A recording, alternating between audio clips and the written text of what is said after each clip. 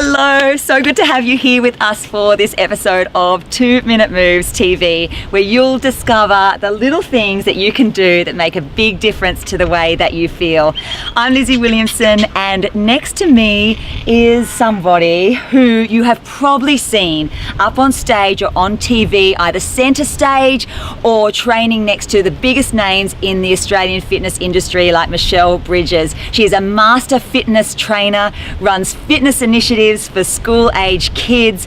Then there is a list: writer, actor, speaker. She was the finalist in the 2018 Blackmore's Inspirational Women's Wellbeing Awards, and seems to be the one who puts up her hand to be the ambassador or champion for so many amazing community events and charities. This is Ali Cavill. Thank you. Wow, what an introduction. Thank you for meeting me at your local little park area. Thanks for having me. What a beautiful location. It's so beautiful. So we could talk all day, couldn't we, Yes, we about exercise, how much we love it, what it means to us, how everyone needs to be doing it.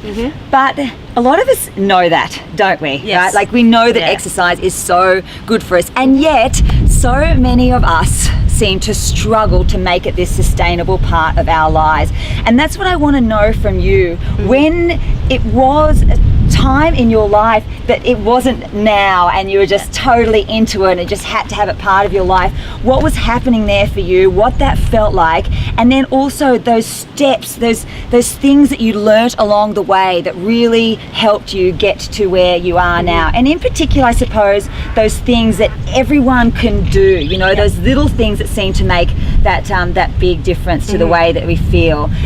So 2010, 8 years ago, that was the first time that you went to a gym, got a gym membership? Yeah, so I was always into sport growing up as a kid, and then once I went to university, things kind of came to a halt and I got pretty sluggish. Went on to finish my degree, full-time work, you know, you really have no time for anything extra. But I started to feel a little bit, you know, the weight was piling on. I wasn't feeling very motivated, very happy. I was just going to work and I thought, wow, surely this can't be it. So I had a little look around what to do. Signed up and joined the gym, walked into my first body attack class on a Saturday morning, 9 a.m, and I was hooked. It was amazing. Right. Yeah. Oh, wow. So it was a huge change. Wow, isn't that amazing? So just that one decision that you were going to do that. And how did you decide on that class? So I think literally they recommended it to me. It sounded fun and motivating, you know, cool music, team environment, which was great. That was exactly my netball background and everything. Yeah, so aerobics was it. That was the key. Right, so what was your netball background? So just growing up, playing reps, coaching, umpiring. I still work for Netball New South Wales to this day. So I just loved it. Centre, captain, wing defence, wing attack. Of course you were captain. So you stepped into the gym that day and did that class. Yes. Why do you think it is that so many people find it very, very hard to step into that gym for the first time? It's certainly daunting. I mean, even coming down to what to wear to the gym, I can't remember what I wore. Pretty sure it wouldn't have been fashionable like my digs today, but I do remember the very first class, I put myself all the way up the back and it felt like such an enormous length down to the front, down to the stage, which now takes you 2 seconds to walk. And I remember thinking, doing my first ever tricep push-up, thinking I will never ever get past one. And then I was thinking, how will I ever get down to the front during a class?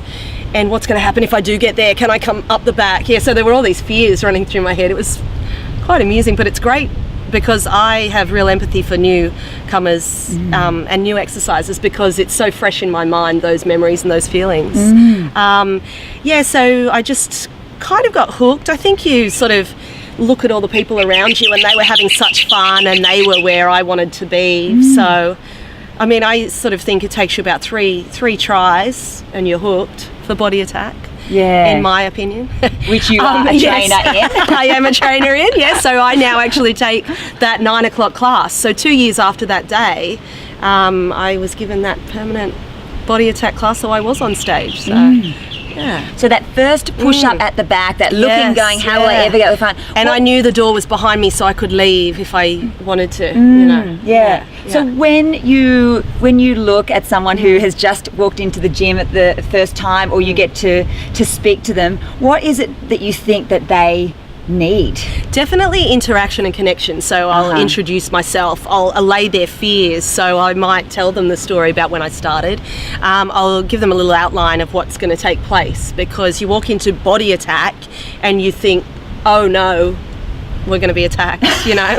Someone's attacking our body. And I mean, whilst it feels like that at times, you know, I give them a description. I teach 11 programs, so each of them are different, and there's no way that a new person can understand what's going to take place in all of them. So just give them a bit of a rundown, the same you would anything. I mean, we came through life giving summaries, you know, a summary of a book, a summary of what a class was going to be, a summary of a course you're going to undertake. So the same thing, once people know what's going to happen, they're a little more calm. Yeah. I know that you have got a very positive approach to life, you know, very glass half full. Yes. And are there ever days that you think to yourself, I don't want to get up and move my body today? I actually don't really have that.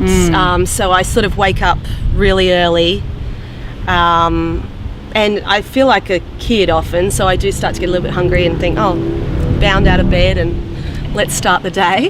But there are, every now and again, you know, there's days where it's so hectic, or there's weeks where I think to the day after that week's over and I think, okay, cool, just get through this. So I am pretty good at compartmentalising and just undertaking what needs to be done.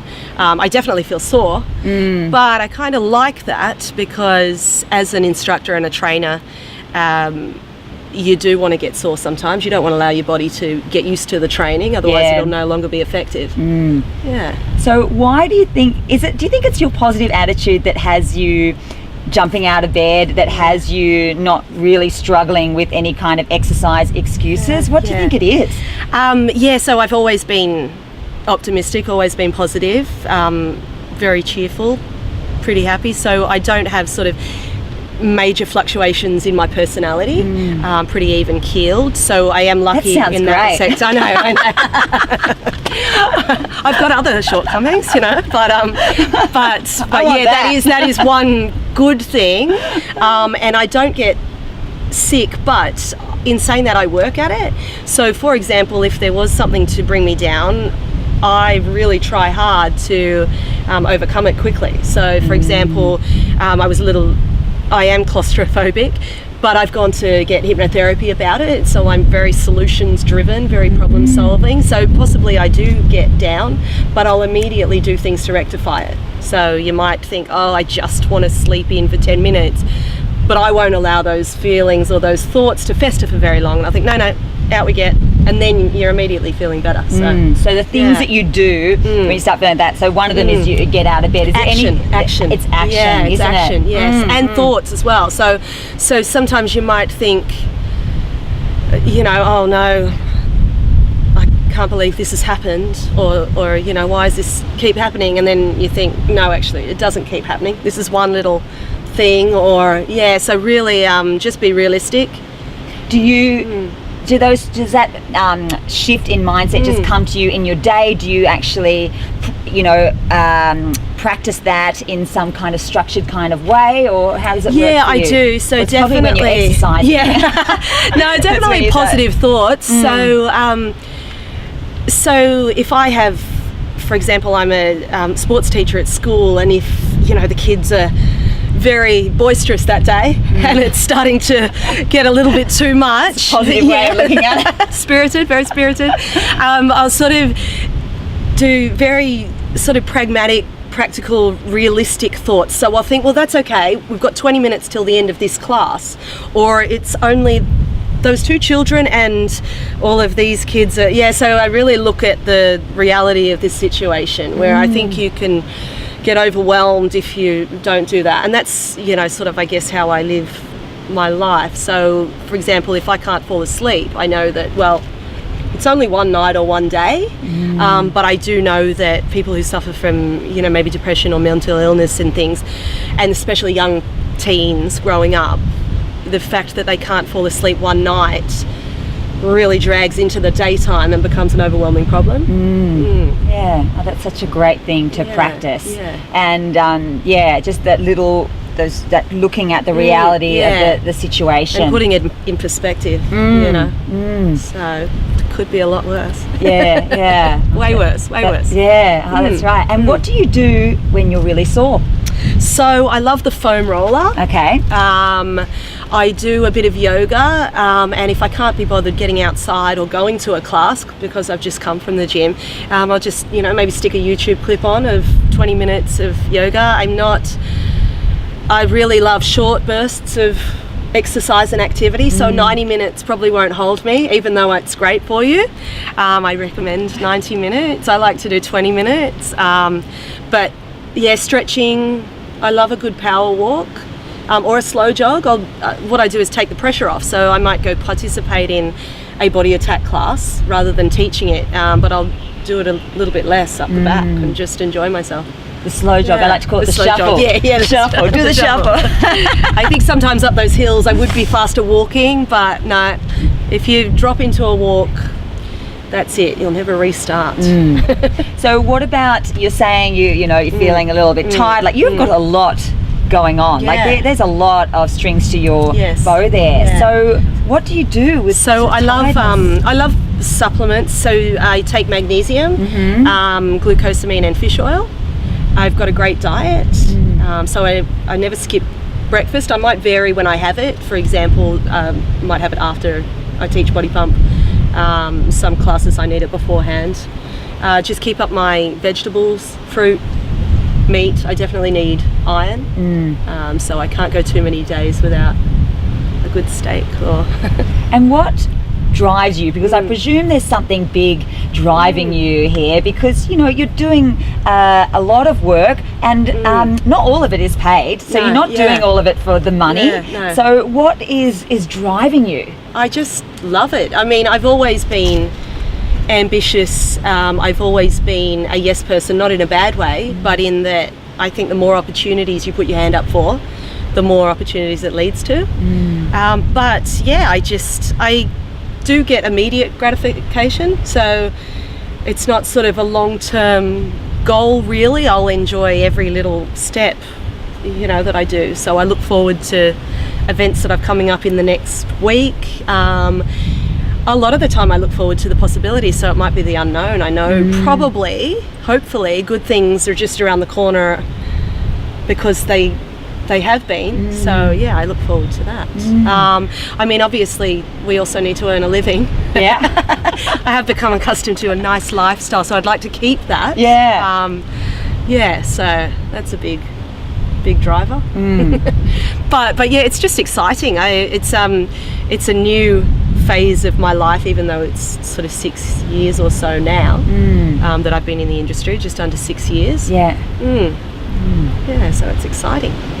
And you seem incredibly passionate about making people feel really good about themselves. So I guess it's a work in progress, and I have been developing more into working with kids and young people, which I'm loving. So I'm not sure where that's going to take me, but I'm quite excited about furthering that. Also doing my charity work and ambassador roles. I love all of that sort of thing. And then they've sort of led me to think about health as you grow older too. So now I've started to realise just how important that is as well. So I want to contribute to, I guess, raising money and awareness for research with things like dementia and Alzheimer's and those diseases. What do you think that kids need the most? To find enjoyment in being active. So to forget about the competitiveness, the weight issues, the health issues, and just understand it makes them feel good, and to get involved and hopefully not to experience the pressure until they're a little bit older, and if they want it. So if they are driven by competition, which I was in school, still just a little bit.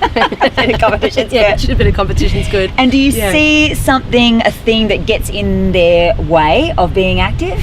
Yeah, so I think they assume sport is the traditional having to swim laps or having to partake in a game or a sport that they don't enjoy, but they're forced to do it. Whereas when I travel around and do my kids' boot camps, I've got a bunch of games, I've got short bursts of activity, and then we quickly move on. I've got team environment so that they can, have a captain and someone to lead the team and members, so they feel that inclusion. Yeah, and I draw on the activities that I loved as a kid. So the big parachute, tug of war. Oh yeah, you get out of the big parachute and they get pretty excited. So good. So you do that through Fit Fantastic. Yes. And also is there another program that it's called? No, I do Fit Fantastic, and that's my entire business, and in that I've got the Fit Fantastic Kids boot camps. That's right. Okay. So with Netball New South Wales and sporting schools, I'm one of the instructors for that,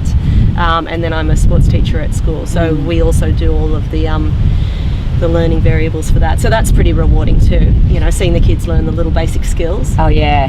Breaking it down. And then on the other end, so the kids, and then you're talking about as you get older, so what have you learnt the most from this work you've been doing with as you get older, dementia?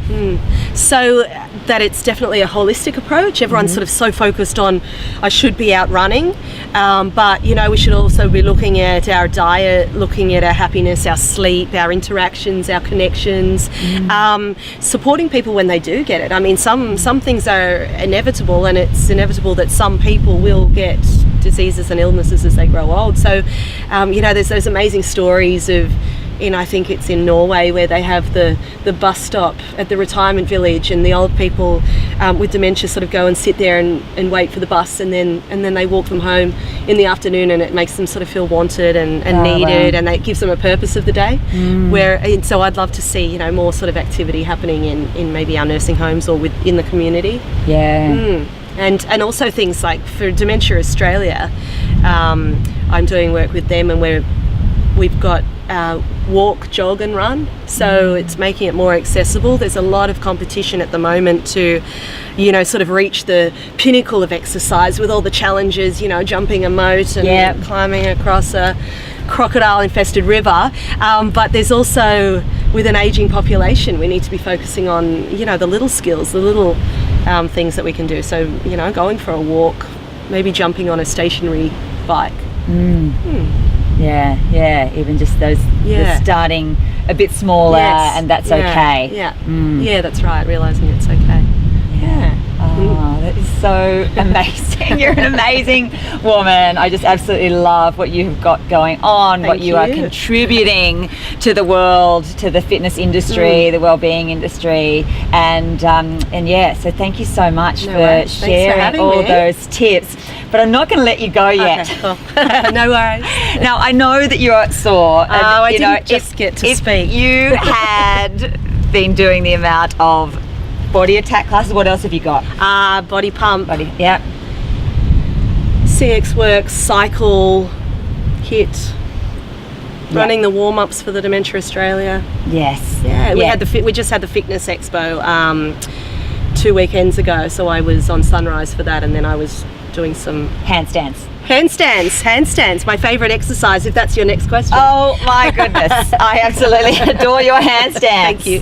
And that was something that you set out a bit of a so they still need work. So what's that process been to get yourself to be able to hold those handstands, which for most of us look at that going, oh, never ever will I be able to do that. What have you done? So I just sort of go and do it, embrace the fear. I think as we get older, often things become a lot scarier that we used to do. I used to figure skate. Now I don't want to really be jumping high and landing on ice. And same with handstands, but you've just got to go for it.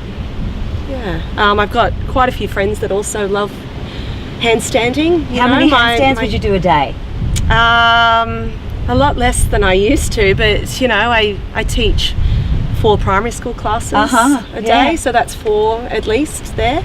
I love having handstand competitions with my daughters. The kids, they're the best. And especially when you nail that handstand and you stay up for longer than them. You're just like, yes! We just did it at one of my fitness camps, so they wanted to do a handstand competition, but I came down a little earlier just not to show them up. Yeah, great. Well, maybe you could take us through, not a handstand. Not a handstand, because there's experts out there for that. Like it's something you would do for this warm-up for Dementia Australia. Yes. Is that what the event is? Dementia Australia Memory Walk and Jog. Yeah, well, I'll put all the links and everything down for that so you can see. So you could take us through that sort of warm-up. And should we use a park bench? Yes, so I love tricep dips. Oh, I think they're great. Yeah. And they're probably one of the best exercises you can do for your triceps. Yeah, which is this one here. Yeah, but they engage all 3 muscles of the tricep at the one time, whereas a lot of the other isolated exercises won't do. So I love banging out whenever I see a park bench, a tricep dip, which I think I saw you doing this morning on Instagram. Yeah, every time I pass a park bench, I will do dips, and then, but there is something great about those dips because they can become a really good habit. Yes. My mum does them before she watches the news. Yes. Every single night, you should see her triceps. And all the, what's going on with all the ad breaks? She's not putting in a few? Oh, well, no, she doesn't watch commercial television. Oh, okay, that's all right, then she's out of it. Because I think the ad breaks ABC all the way, or Netflix. Yes. I know, we don't really get to do much of the ad break thing anymore unless we're watching The Voice or The Bachelor or something. That's right. Yeah. All right, well, let's go do this workout now, and then we'll come back and say goodbye. Let's do it. Sweet. Yeah. Okay, running over. All right, so we are at the park bench now, and Ali, you're going to take us through a little something special. Yes, so I like to always get the muscles warm before we start anything too physical. So we've got tabletop stretches, so just grabbing the foot and the ankle and pulling it up. You'll feel the stretch all the way through the back of the leg. And just holding it for as long as you can, holding on to the person next to you. And you just do about 5 on each side. So we like to hold a good stretch for about 10 to 20 seconds. Gosh, that's nice down there, isn't it? Yes. Great one just to stand up if you're sitting down a lot. So this is what I'll be doing with people before I do a walk or a run or a jog so that just gets everything warm. I love my dips. So that's going to get top half of our body warm into the back of our arms. You can alter this, make it harder, make it a little easier. Oh, nice. That's a good modification, that one. Yeah. And then it's so nice to be taken through a workout rather than running the workout myself. And then I love to, yes, that's right. I love star jumps, so body attacker, they're a couple of our favourite things. Zip up the pelvic floor. So draw that belly in. Yeah. And we just I've got my Modi body knickers on, you know them? Oh yeah. Yeah. And so just getting the heels down, knees out. Oh yeah. So that's just going to take a bit of the pressure off the knees, the calves. Don't these just remind you of being back at school? I mean, I know you are a lot. Anyway, we just feel like a little kid again. It's like you were saying before about bringing the fun back. Yeah, that's right. Into stuff. Kids need it, adults need it too. And then one of the great things is just some quad pulls. So same with the tabletops, about 5 on each side. And what you can do is wait a little while before grabbing on, and then grab on at the ankle if you can. And this is just going to stretch it out. So just hold to work your balance for a moment before. Yeah, and I'm sure that's good as you get older as well. Great, it gets a little bit harder as you get older. Yeah. Grab a towel if you need to pull the leg up. No, I don't know yet. So I've heard. Yeah. So the next time you see a park bench, dips, push-ups. Oh yeah. I thought there'd be one more. Oh yeah. I'm just going to count you. 2, 3. Oh yeah. 4, 5. That's enough. And you know, people ask me all the time, how many do I have to do of this type of thing? And I always just kind of like that feeling of just listen to your body. Are you the same? Yeah, I love an even number. Okay. Love an even number. It's got to be a multiple of, it's got to be sort of 6, 8, 10, 12 or more. Yep. That's the PT in me. But I can never drop back. So once I hit a number, that's my starter. Okay. Yeah, right. And then you would say, so say you hit 10, the next time you do it through, you go 10. Well, again. So you're not going to drop back to 8 because, but in saying that, everybody's goal is different. So Yeah. if they can only do a few that day, well, it's still better than nothing. Yeah, So, absolutely. yeah, so if it's 2 or 4, I mean, I remember my one and only tricep push-up from that first body attack class. So that was an achievement. 1 leads to 2, leads to 4, and so can you on. show us the tricep push-up here Yes. for those people? Do you want to do it on the bench? Or you want to do it down? Or either. So for those of you who don't know, so like we a wanna tricep keep one. The elbows in, so they brush along your body. Your palm, elbow, shoulder in alignment. Draw that belly in, drop the bum and the shoulders, and just bring it down. You want to bring your chest down to about elbow height. So good. Love it. So the next time you see a park bench, you've got your dips and you've got those 2 set of push-ups, and remembering that nice warm up, those moves that we did as well are so good to do. Thank you. No worries, so, thank you. Thanks, so Lizzie. much. It's been wonderful. Oh, having you here with me for this episode of 2 Minute Moves TV. I really hope this has inspired you to take action, no matter what that type of action is, to step into a gym if that's what you've been thinking you've been wanting to do, to start doing some handstands, to remember that little, that mindset of, you know what, it's like, this isn't going to last forever. This is going to be okay. Looking at it, tomorrow's a new day, and and just get moving. I do motivational talks, and that's one of my headings is just get moving, whatever that looks like to you. So just take that 1 step. People are so worried about not being able to achieve what someone else is doing. No one else is worried. Worry about yourself and get out there. Love it. So speaking of just get moving, do you reckon you could just get moving with what are you going to do? A handstand, a rounder? I can do a handstand and a rounder. Okay, I'm going to move this camera so you get to see this incredible woman here in action who we'll put all the links of where they can connect with you. Where do you like connecting with people the most? I love Instagram, so I'm Ali Fit Fantastic on Instagram, and Facebook I'm Fit Fantastic. Yeah. Oh, you certainly are Fit Fantastic. That's how I came about. Okay, here we go. The camera's going to go this way, and no judgment. No judgment, of course. How much? Okay, whenever you're ready, Ali, whatever you want to show us, go. Oh, get out of town. And what about a handstand? Do you mind? Get out. That is amazing.